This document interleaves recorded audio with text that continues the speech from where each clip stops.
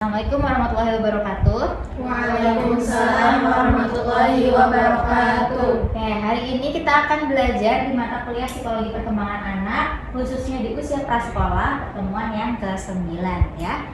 Nah, hari ini ada yang tidak masuk? Ya, masuk semua ya. Oke, kalian jangan lupa presensi di Sevima ya. Biasa pakai barcode atau langsung ke Sevimanya masing-masing. Nah, oke, sebelum kita mulai pertemuan pada hari ini, mari kita berdoa. Berdoa dimulai. Oke, berdoa selesai. Nah, di sini ada video ya. Coba kita lihat dulu. Kasih, sakit kasih.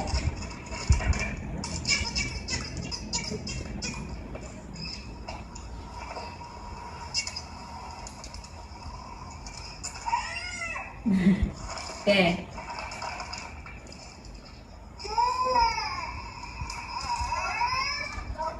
Nah, cukup. Dari video tadi kira-kira apa yang terjadi? Coba, ada yang bisa jawab? Rebutan mainan ya. Nah, coba ada yang bisa jawab nggak? Kira-kira kenapa sih anak itu suka rebutan mainan? Oke. Karena rasa ingin tahunya lebih tinggi. Oke, bagus ya. Tepuk tangan. Oke. Nah, enak ya. Jadi salah satu penyebab kenapa anak itu suka rebutan mainan adalah rasa ingin tahunya tinggi gitu ya. Jadi ketika ada teman yang main sebuah mainan, itu temannya jadi ikutan pengen tahu apa sih itu gitu ya. Akhirnya jadi suka rebutan. Nah, sebenarnya nggak hanya sekedar itu ya penyebabnya ya. Nah, kita akan belajar nih mengenai perkembangan kognitif usia prasekolah ya. Nah, yang pertama, jadi di usia prasekolah itu yang pertama nih karakteristiknya, terutama di bagian kognitifnya adalah yang pertama, anak itu masih suka menggunakan benda gitu ya untuk bermain simbolik. Contohnya misalnya ada botol gitu ya. Nah, botol itu tidak hanya sekedar jadi botol aja, tapi bisa jadi pistol-pistolan misalnya gitu ya. Atau misalnya botol itu bisa jadi tongkat gitu ya, dan lain sebagainya. Jadi pura-puranya gitu ya, jadi sebuah benda itu menyimbolkan benda lain gitu ya di imajinasi anak prasekolah.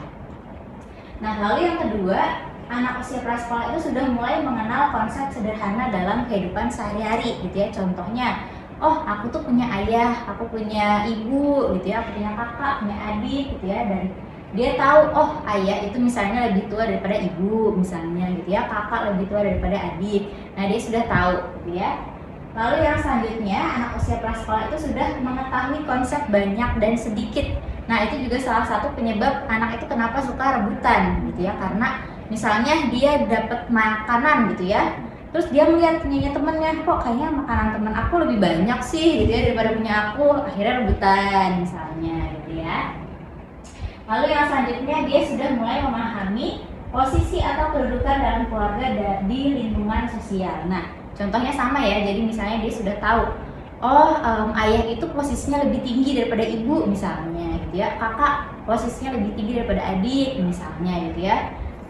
Jadi dia bisa menempatkan dirinya gitu ya, oh aku adalah anak gitu ya, maka aku harus nurut nih misalnya, contohnya seperti itu. Nah, lalu yang selanjutnya, anak usia prasekolah itu sudah bisa mengklasifikasikan benda berdasarkan ukuran, bentuk, dan warna. Jadi dia suka tuh mainan-mainan yang berwarna-warna gitu ya, makanya dia suka mengklasifikasikan misalnya, oh yang merah sama yang merah nih gitu ya, atau yang bentuknya kotak dengan yang bentuknya kotak, yang lingkaran dengan yang lingkaran misalnya seperti itu.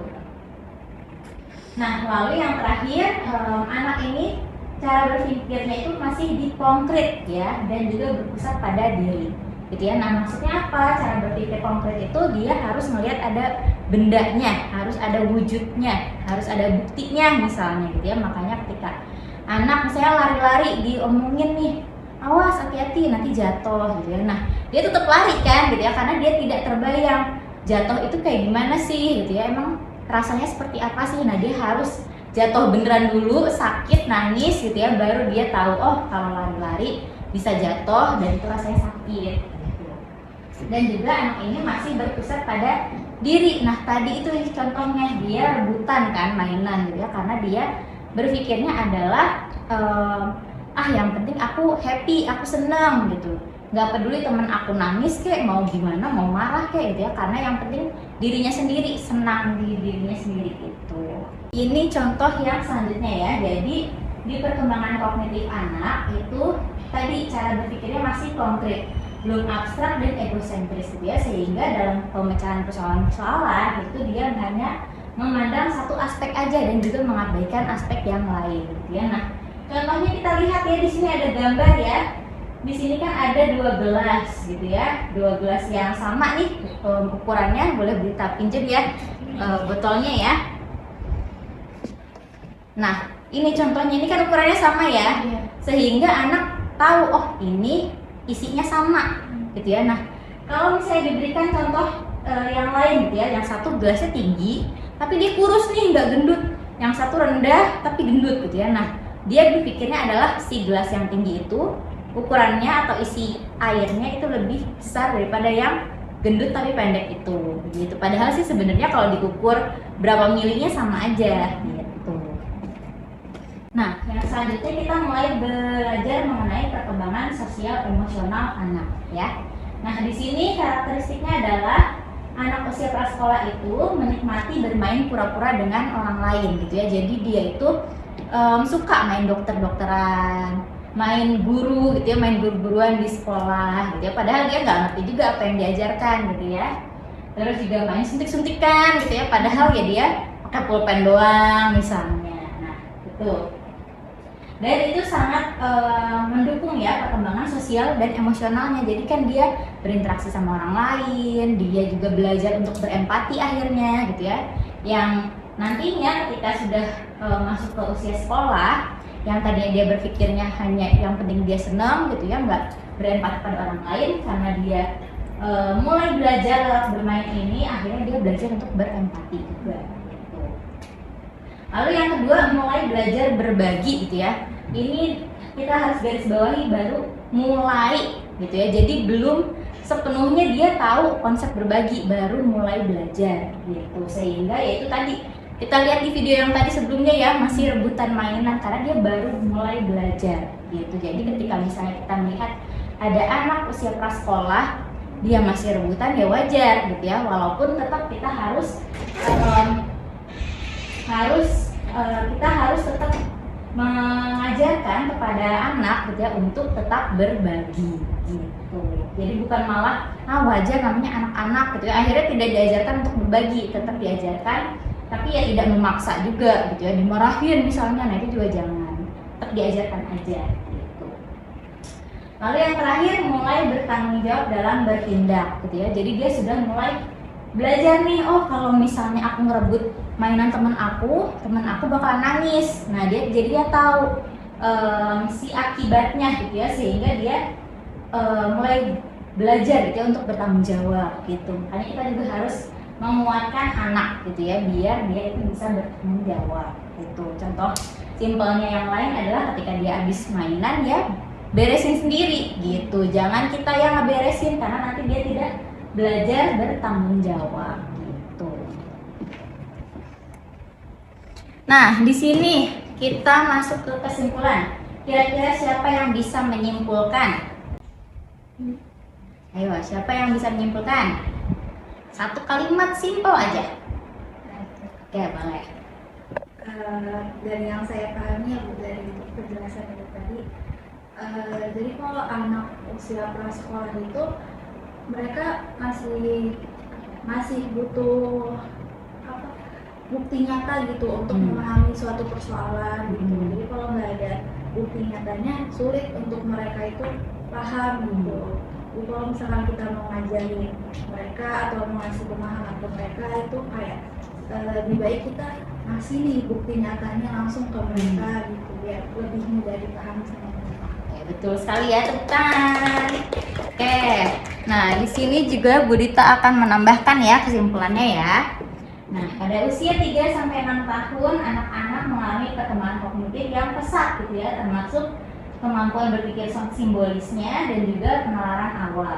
Seiring dengan perkembangan sosial emosional yang kuat, ditandai dengan peningkatan empati, regulasi emosi, dan interaksi sosial yang lebih kompleks gitu ya. Jadi harusnya anak itu ketika di usia prasekolah benar-benar kita dampingin banget gitu ya, karena itu usia golden age gitu ya. Nah, di sini ada games ya, jadi kita kuis sebentar untuk mengecek apakah kalian itu sudah benar paham terkait materi atau belum. Nah, kuis ini juga mencakup materi di yang sebelumnya ya, jadi kalian akan mengingat-ingat materi di pertemuan sebelumnya. Oke, kita mulai.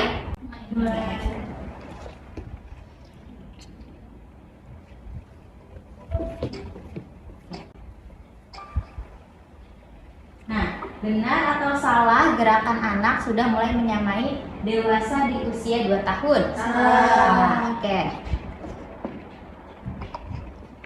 Benar ya? Oke. Di umur 5 tahun gerakannya hampir menyamai orang dewasa. Benar atau salah? Salah. Salah. Coba kita lihat.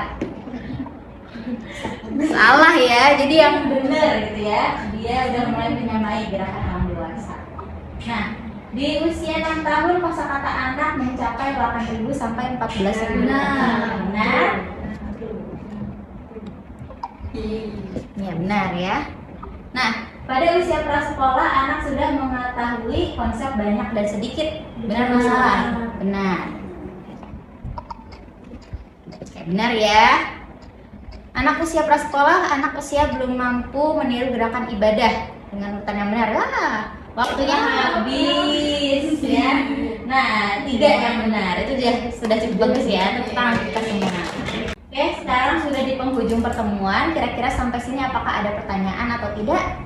Silahkan, ada pertanyaan? Atau cukup? Sudah cukup paham atau belum? Sudah cukup. Oke, kalau begitu kita akhiri pertemuan pada hari ini dengan mengucapkan hamdalah bersama-sama. Oke, di pertemuan yang selanjutnya kita akan melanjutkan pembahasan pada hari ini ya di aspek yang lainnya. Oke, terima kasih banyak. Assalamualaikum warahmatullahi wabarakatuh.